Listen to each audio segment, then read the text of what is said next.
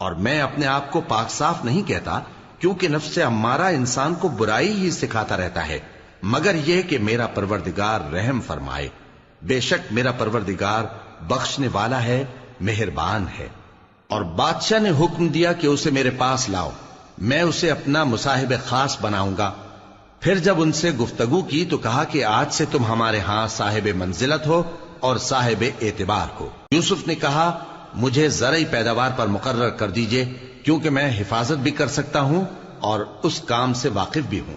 اس طرح ہم نے یوسف کو ملک مصر میں جگہ دی اور وہ اس ملک میں جہاں چاہتے تھے رہتے تھے۔ ہم اپنی رحمت جس پر چاہتے ہیں کرتے ہیں اور نیکوکاروں کے اجر کو ضائع نہیں کرتے، اور جو لوگ ایمان لائے اور ڈرتے رہے ان کے لیے آخرت کا اجر بہت بہتر ہے۔ اور یوسف کے بھائی کنعان سے مصر میں غلہ خریدنے کے لیے آئے تو یوسف کے پاس گئے، تو یوسف نے ان کو پہچان لیا اور وہ ان کو نہ پہچان سکے۔ اور جب یوسف نے ان کے لیے ان کا سامان تیار کر دیا تو کہا کہ پھر آنا تو جو باپ کی طرف سے تمہارا ایک اور بھائی ہے اسے بھی میرے پاس لیتے آنا۔ کیا تم نہیں دیکھتے کہ میں ناب بھی پوری پوری دیتا ہوں اور مہمانداری بھی خوب کرتا ہوں؟ اب اگر تم اسے میرے پاس نہ لاؤ گے تو نہ تمہیں میرے ہاں سے غلہ ملے گا اور نہ تم میرے پاس ہی آ سکو گے۔ انہوں نے کہا کہ ہم اس کے بارے میں اس کے والد کو پھسلائیں گے اور ہم یہ کام کر کے رہیں گے۔ اور یوسف نے اپنے خدام سے کہا کہ ان کا سرمایہ یعنی غلے کی قیمت ان کے سامان میں رکھ دو۔ عجب نہیں کہ جب یہ اپنے اہل و عیال میں جائیں تو اسے پہچان لیں، اور عجب نہیں کہ یہ پھر یہاں آئے۔ بس جب وہ اپنے والد کے پاس واپس گئے تو کہنے لگے کہ ابا ہمارے لیے غلے کی بندش کر دی گئی ہے، تو ہمارے ساتھ ہمارے بھائی کو بھیج دیجئے تاکہ ہم پھر غلہ لائیں اور ہم اس کے نگہبان ہیں۔ یعقوب نے کہا کہ میں اس کے بارے میں تمہارا اعتبار نہیں کرتا، مگر ویسا ہی جیسا پہلے اس کے بھائی کے بارے میں کیا تھا، سو اللہ ہی بہتر نگہبان ہے اور وہ سب سے زیادہ رحم کرنے والا ہے۔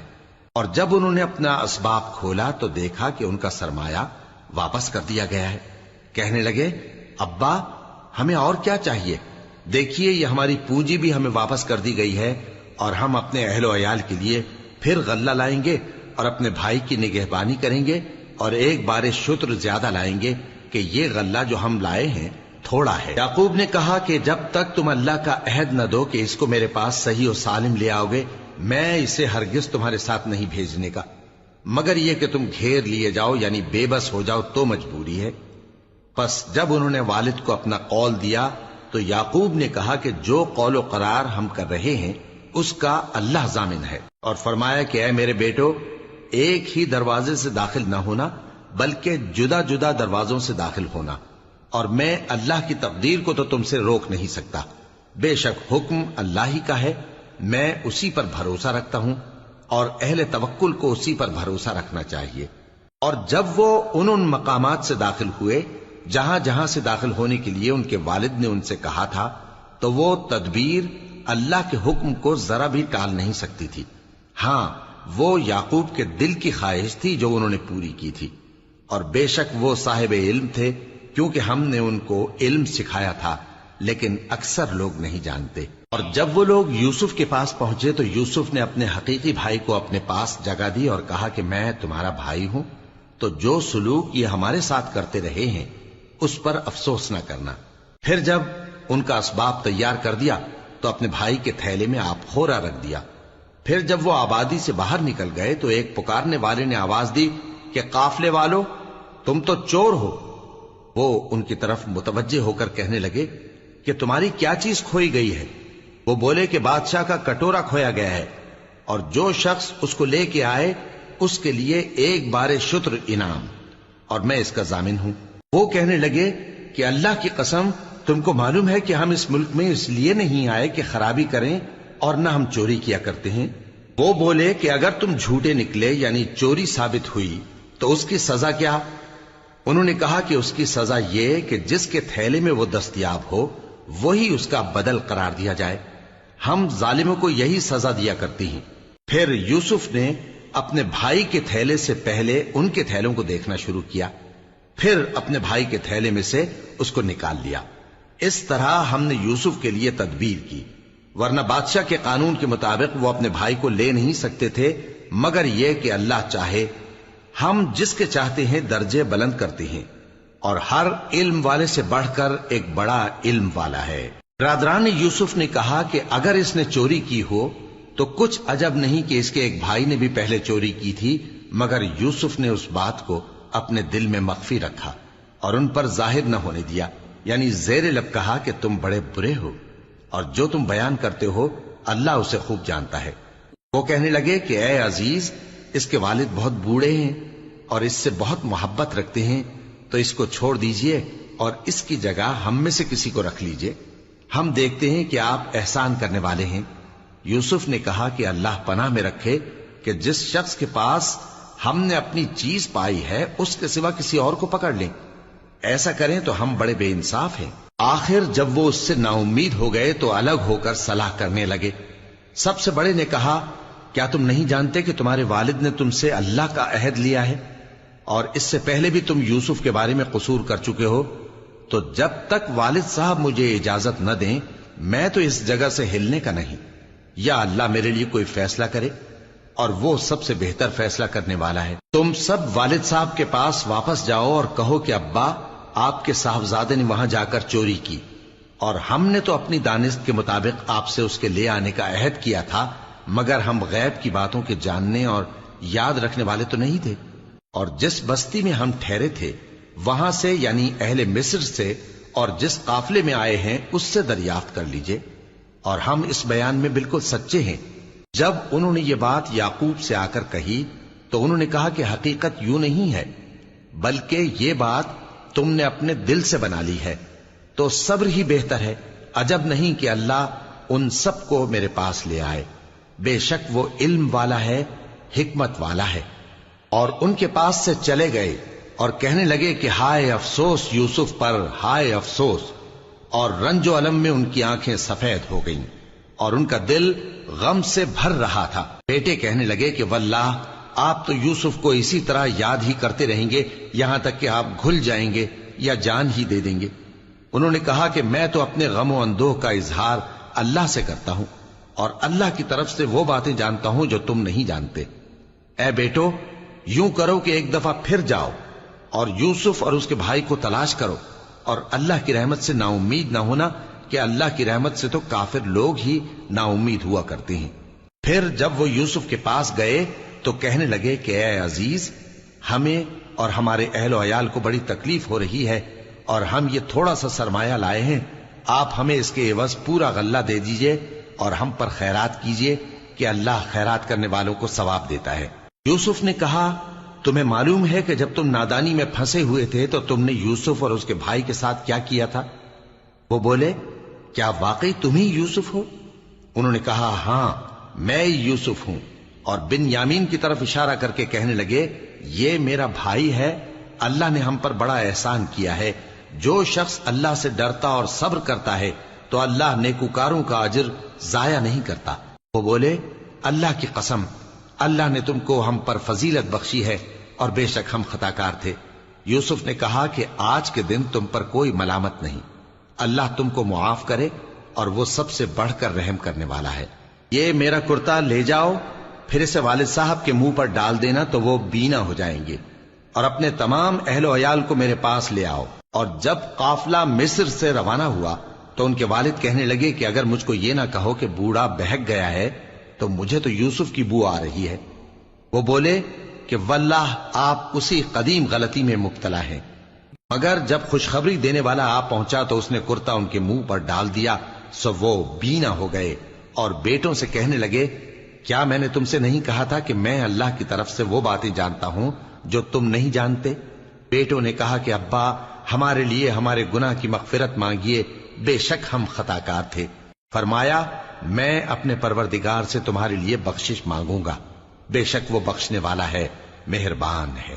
پھر جب یہ سب لوگ یوسف کے پاس پہنچے تو انہوں نے اپنے والدین کو اپنے پاس جگہ دی اور کہا، مصر میں داخل ہو جائیے، اللہ نے چاہا تو امن و امان سے رہیے گا۔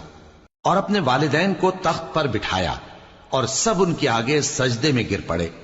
اور اس وقت یوسف نے کہا، ابا جان، یہ میرے اس خواب کی تعبیر ہے جو میں نے پہلے بچپن میں دیکھا تھا، میرے پروردگار نے اسے سچ کر دیا اور اس نے مجھ پر بہت سے احسان کیے ہیں کہ مجھ کو قید خانے سے نکالا، اور اس کے بعد کہ شیطان نے مجھ میں اور میرے بھائیوں میں فساد ڈال دیا تھا، آپ کو گاؤں سے یہاں لایا۔ بے شک میرا پروردگار جو چاہتا ہے تدبیر سے کرتا ہے، وہ علم والا ہے، حکمت والا ہے۔ جب یہ سب باتیں ہو لیں تو یوسف نے اللہ سے دعا کی کہ اے میرے پروردگار، تو نے مجھ کو حکومت سے نوازا اور خوابوں کی تعبیر کا علم بخشا۔ اے آسمانوں اور زمین کے پیدا کرنے والے، تو ہی دنیا اور آخرت میں میرا کارساز ہے۔ تو مجھے دنیا سے اپنی اطاعت کی حالت میں اٹھائیو اور آخرت میں اپنے نیک بندوں میں داخل کیجو۔ اے پیغمبر، یہ اخبار غیب میں سے ہیں جو ہم تمہاری طرف بھیجتے ہیں۔ اور جب برادران یوسف نے اپنی بات پر اتفاق کیا تھا اور وہ فریب کر رہے تھے تو تم ان کے پاس تو نہ تھے، اور بہت سے آدمی گو تم کتنی خواہش کرو ایمان لانے والے نہیں ہیں، اور تم ان سے اس خیر خواہی کا کچھ صلہ بھی تو نہیں مانگتے۔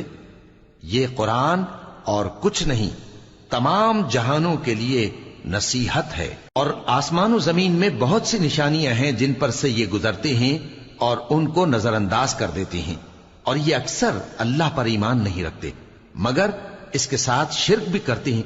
تو کیا یہ اس بات سے بے خوف ہیں کہ ان پر اللہ کا عذاب نازل ہو کر ان کو ڈھانپ لے، یا ان پر ناگہاں قیامت آ جائے اور انہیں خبر بھی نہ ہو؟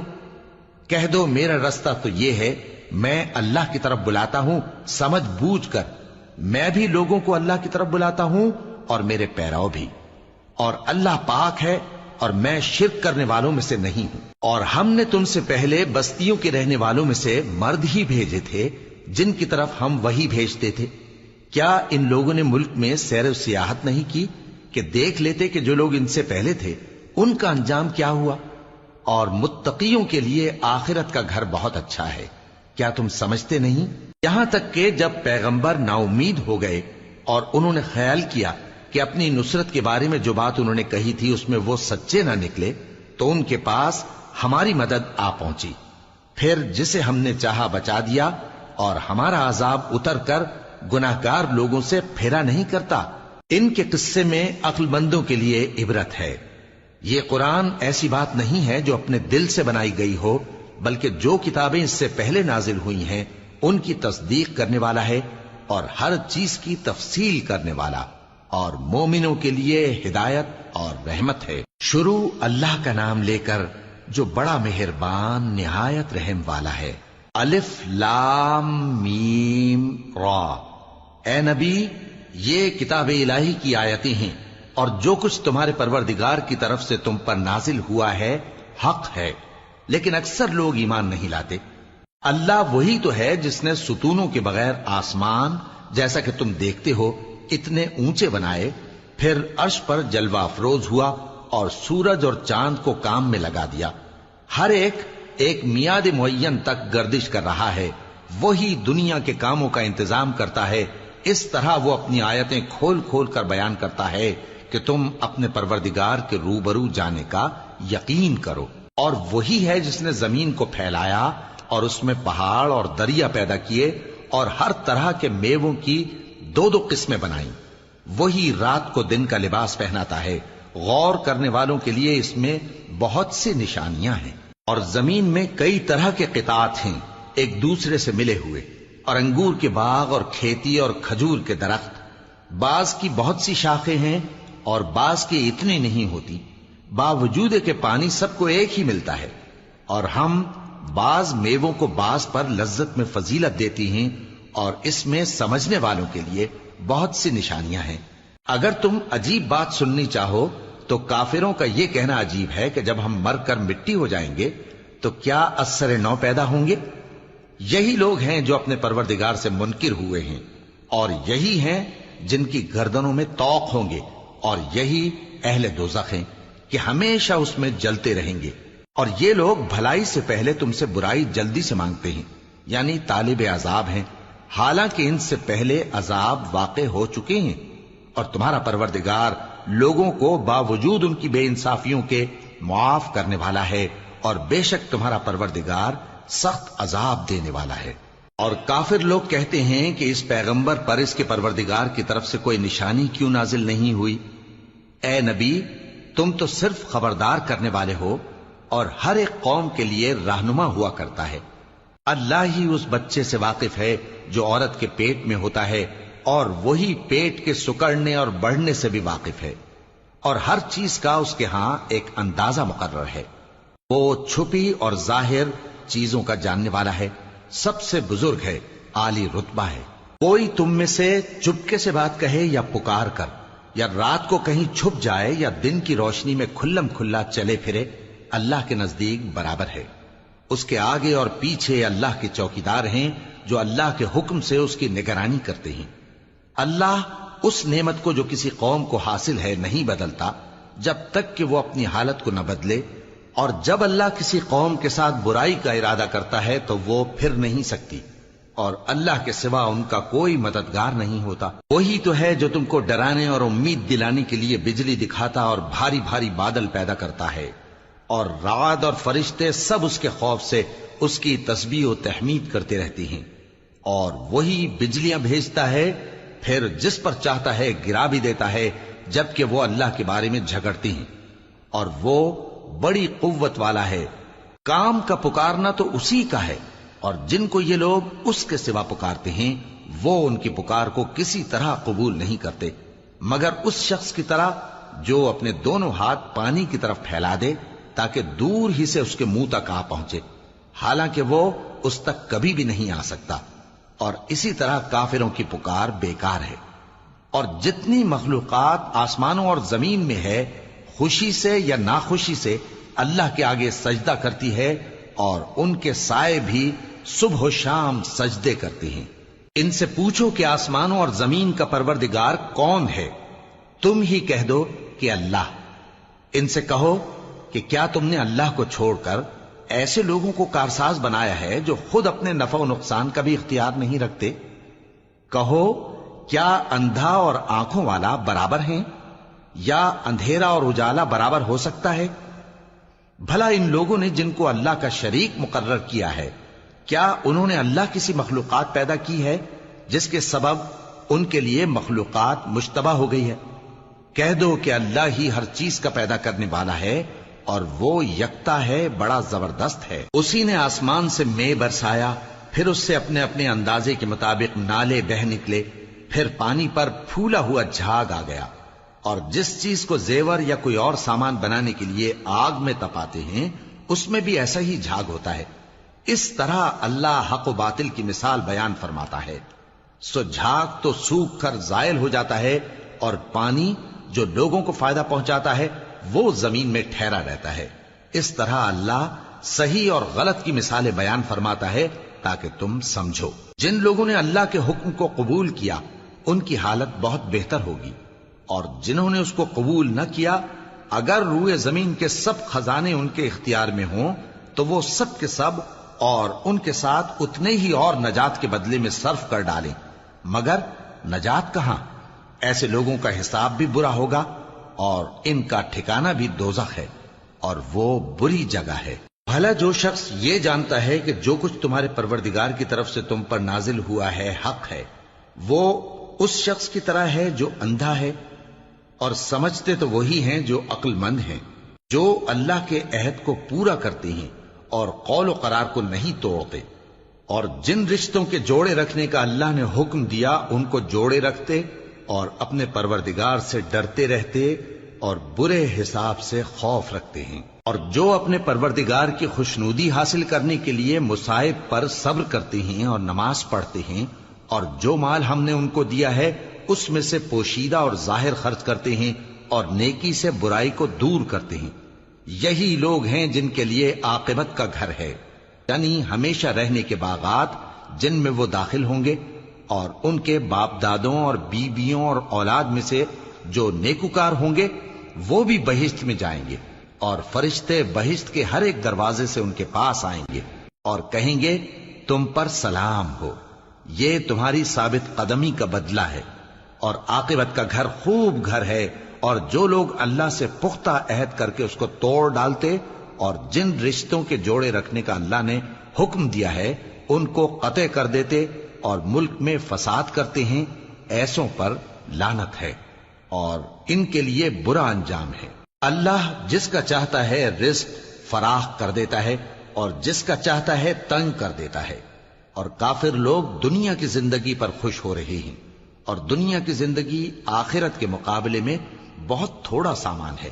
اور کافر کہتے ہیں کہ اس پیغمبر پر اس کے پروردگار کی طرف سے کوئی نشانی کیوں نازل نہیں ہوئی؟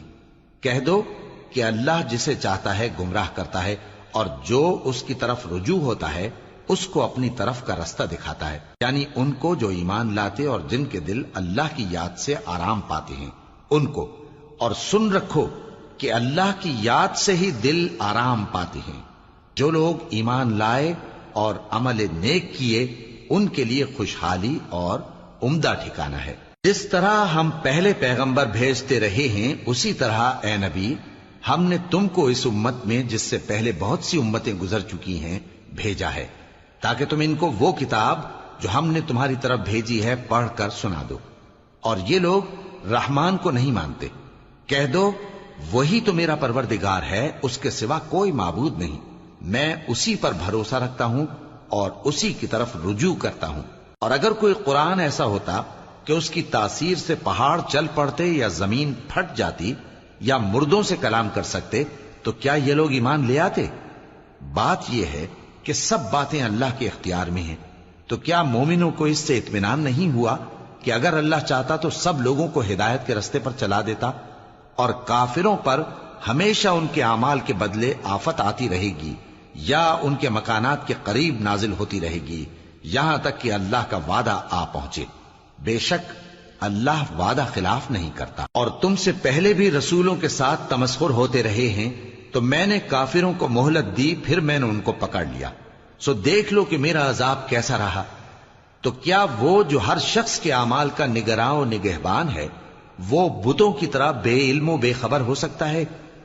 اور ان لوگوں نے اللہ کے شریک مقرر کر رکھے ہیں۔ ان سے کہو کہ ذرا ان کے نام تو لو۔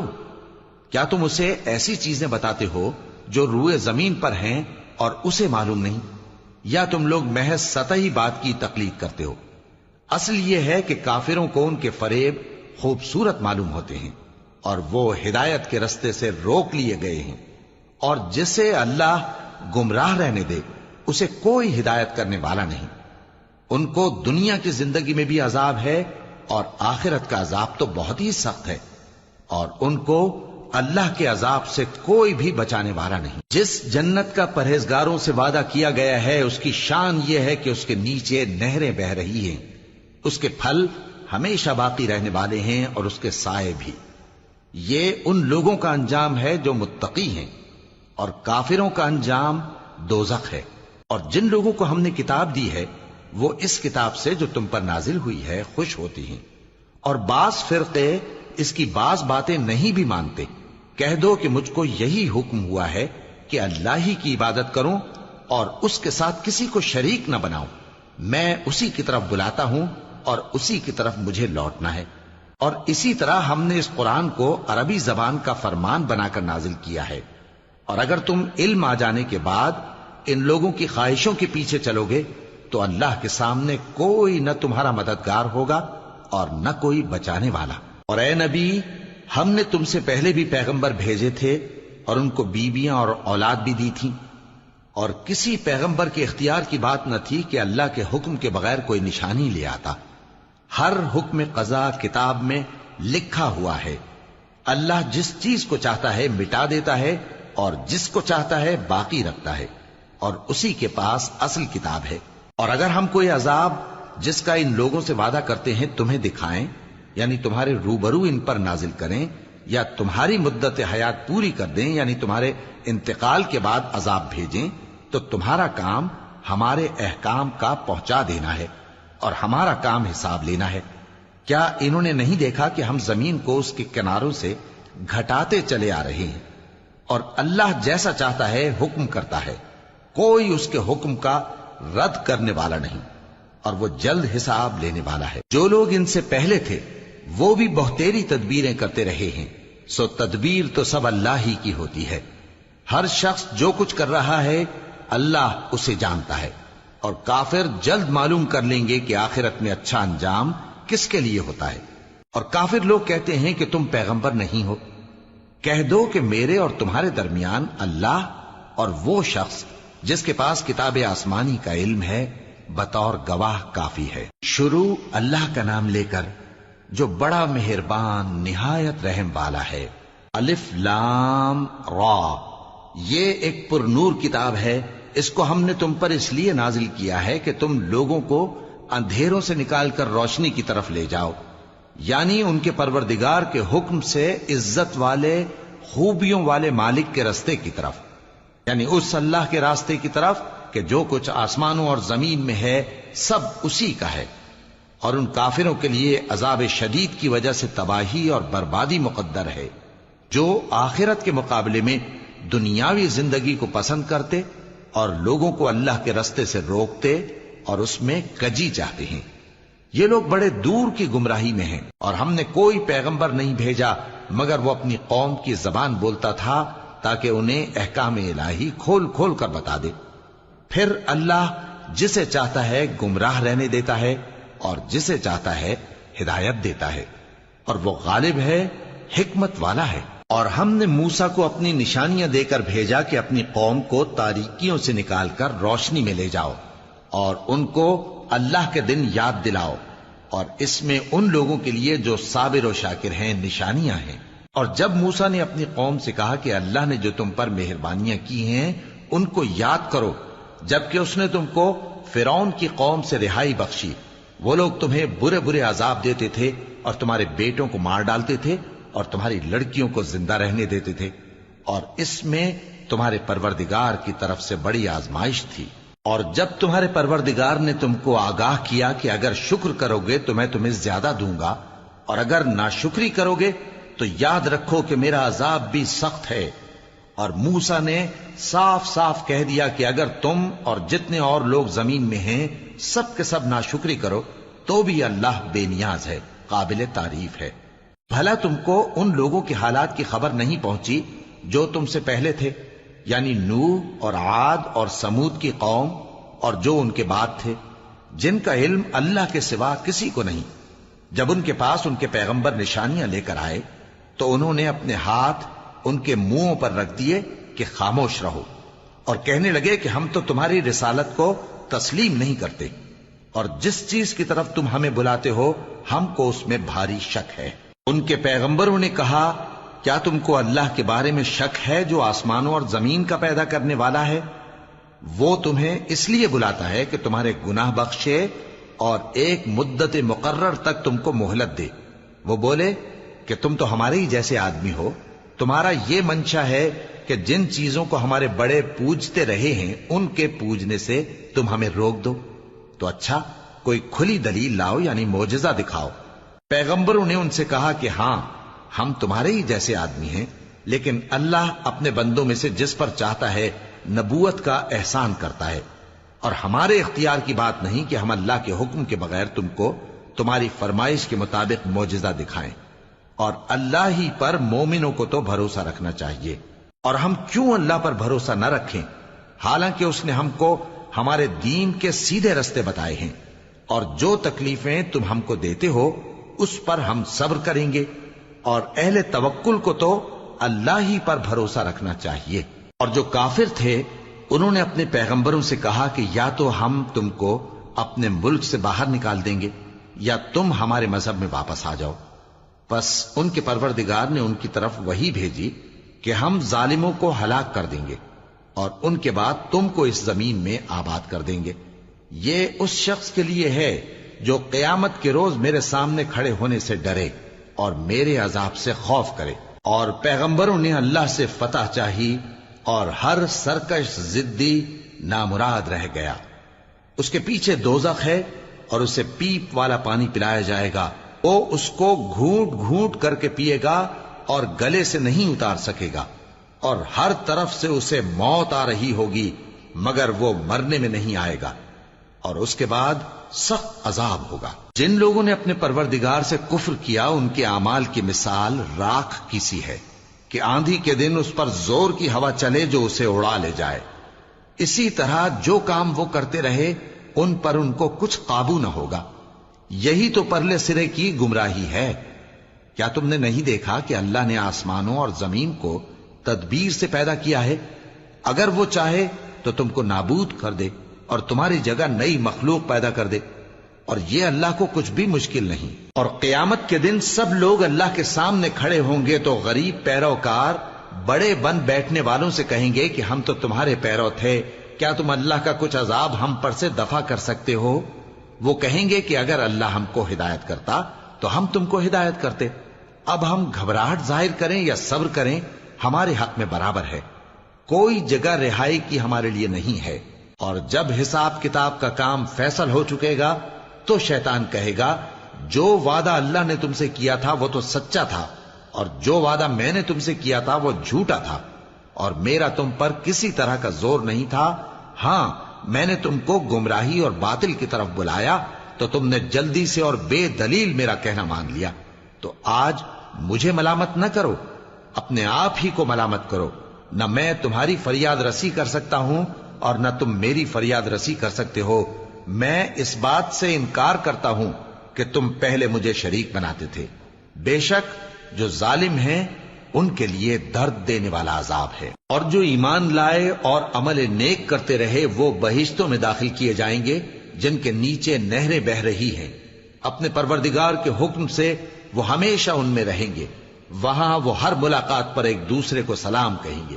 کیا تم نے نہیں دیکھا کہ اللہ نے کلمہ طیبہ کی کیسی مثال بیان فرمائی ہے؟ وہ ایسی ہے جیسے پاکیزہ درخت جس کی جڑ مضبوط ہو اور شاخیں آسمان میں پھیلی ہوں، وہ اپنے پروردگار کے حکم سے ہر موقع پر پھل لاتا ہو، اور اللہ لوگوں کے لیے مثالیں بیان فرماتا ہے تاکہ وہ نصیحت حاصل کریں۔ اور ناپاک بات یعنی غلط عقیدے کی مثال ناپاک درخت کی سی ہے کہ وہ زمین کے اوپر ہی سے اکھیڑ کر پھینک دیا جائے، اس کو ذرا بھی قرار و ثبات نہیں۔ اللہ مومنوں کے دلوں کو صحیح اور پکی بات سے دنیا کی زندگی میں بھی مضبوط رکھتا ہے اور آخرت میں بھی رکھے گا، اور اللہ بے انصافوں کو گمراہ کر دیتا ہے، اور اللہ جو چاہتا ہے کرتا ہے۔ کیا تم نے ان لوگوں کو نہیں دیکھا جنہوں نے اللہ کے احسان کو ناشکری سے بدل دیا اور اپنی قوم کو تباہی کے گھر میں لا اتارا، یعنی دوزخ میں، کہ سب ناشکرے اس میں داخل ہوں گے اور وہ برا ٹھکانہ ہے۔ اور ان لوگوں نے اللہ کے شریک مقرر کیے کہ لوگوں کو اس کے رستے سے گمراہ کریں۔ کہہ دو کہ چند روز فائدے اٹھا لو، آخر کار تم کو دوزخ کی طرف لوٹ کر جانا ہے۔ اے پیغمبر میرے مومن بندوں سے کہہ دو کہ نماز پڑھا کریں، اور اس دن کے آنے سے پیشتر جس میں نہ اعمال کا سودا ہوگا اور نہ دوستی کام آئے گی، ہمارے دیے ہوئے مال میں سے پوشیدہ اور علانیہ خرچ کرتے رہیں۔ اللہ ہی تو ہے جس نے آسمانوں اور زمین کو پیدا کیا اور آسمان سے مے برسایا، پھر اس سے تمہارے کھانے کے لیے پھل پیدا کیے اور کشتیوں اور جہازوں کو تمہارے زیر فرمان کیا تاکہ وہ سمندر میں اس کے حکم سے چلیں، اور نہروں کو بھی تمہارے زیر فرمان کیا، اور سورج اور چاند کو تمہارے لیے کام میں لگا دیا کہ دونوں دن رات ایک ڈگر پر چل رہے ہیں، اور رات اور دن کو بھی تمہاری خاطر کام میں لگا دیا، اور جو کچھ تم نے مانگا سب میں سے تم کو عنایت کیا، اور اگر اللہ کے احسان گننے لگو تو شمار نہ کر سکو، مگر لوگ نعمتوں کا شکر نہیں کرتے۔ کچھ شک نہیں کہ انسان بڑا بے انصاف ہے، ناشکرا ہے۔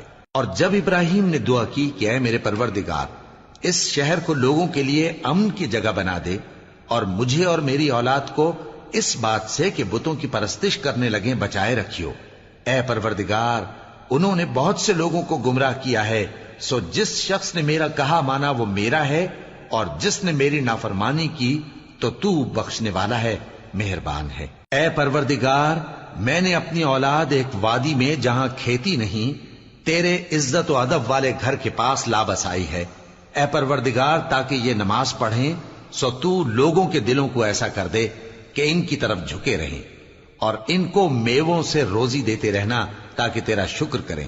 اے پروردگار جو بات ہم چھپاتے اور جو ظاہر کرتے ہیں تو سب جانتا ہے، اور اللہ سے کوئی چیز مخفی نہیں، نہ زمین میں نہ آسمان میں۔ اللہ کا شکر ہے جس نے مجھ کو بڑی عمر میں اسماعیل اور اسحاق بخشے، بے شک میرا پروردگار دعا سننے والا ہے۔ اے پروردگار مجھ کو ایسی توفیق عنایت کر کہ نماز پڑھتا رہوں، اور میری اولاد کو بھی یہ توفیق بخش۔ اے پروردگار میری دعا قبول فرما۔ اے پروردگار، حساب کتاب کے دن میری اور میرے ماں باپ کی اور مومنوں کی مغفرت کیجو۔ اور مومنوں، یہ نہ سمجھنا کہ یہ ظالم جو کام کر رہے ہیں اللہ ان سے بے خبر ہے۔ وہ ان کو اس دن تک مہلت دے رہا ہے جبکہ دہشت کے سبب آنکھیں پھٹی کی پھٹی رہ جائیں گی اور لوگ سر اٹھائے ہوئے میدان قیامت کی طرف دوڑ رہے ہوں گے۔ ان کی نگاہیں خود اپنی طرف لوٹ نہ سکیں گی اور ان کے دل مارے خوف کے ہوا ہو رہے ہوں گے۔ اور لوگوں کو اس دن سے آگاہ کر دو جب ان پر عذاب آ جائے گا۔ تب ظالم لوگ کہیں گے کہ اے ہمارے پروردگار، ہمیں تھوڑی سی مہلت عطا کر تاکہ ہم تیری دعوت توحید قبول کریں اور تیرے پیغمبروں کے پیچھے چلیں۔ تو جواب ملے گا، کیا تم پہلے قسمیں نہیں کھایا کرتے تھے کہ تم کو اس حال سے جس میں تم ہو زوال نہیں ہوگا؟ اور جو لوگ اپنے آپ پر ظلم کرتے تھے تم ان کے مکانوں میں رہتے تھے، اور تم پر ظاہر ہو چکا تھا کہ ہم نے ان لوگوں کے ساتھ کس طرح کا معاملہ کیا تھا، اور تمہارے سمجھانے کے لیے مثالیں بیان کر دی تھیں۔ اور انہوں نے بڑی بڑی تدبیریں کی، اور ان کی سب تدبیریں اللہ کے ہاں لکھی ہوئی ہیں۔ گو وہ تدبیریں ایسی غضب کی تھیں کہ ان سے پہاڑ بھی ٹل جائیں۔ تو ایسا خیال نہ کرنا کہ اللہ نے جو اپنے پیغمبروں سے وعدہ کیا ہے وہ اس کے خلاف کرے گا۔ بے شک اللہ زبردست ہے، بدلہ لینے والا ہے۔ جس دن یہ زمین دوسری ہی زمین بنا دی جائے گی اور آسمان بھی بدل دیے جائیں گے اور سب لوگ اللہ کے سامنے نکل کھڑے ہوں گے، جو یکتا ہے بڑا زبردست ہے۔ اور اس دن تم گناہگاروں کو دیکھو گے کہ زنجیروں میں جکڑے ہوئے ہیں، ان کے کرتے تارکول کے ہوں گے اور ان کے چہروں کو آگ لپٹ رہی ہوگی، یہ اس لیے کہ اللہ ہر شخص کو اس کے اعمال کا بدلہ دے۔ بے شک اللہ جلد حساب لینے والا ہے۔ یہ قرآن لوگوں کے نام اللہ کا پیغام ہے تاکہ ان کو اس سے ڈرایا جائے اور تاکہ وہ جان لیں کہ وہی اکیلا معبود ہے، اور تاکہ اہل عقل نصیحت حاصل کریں۔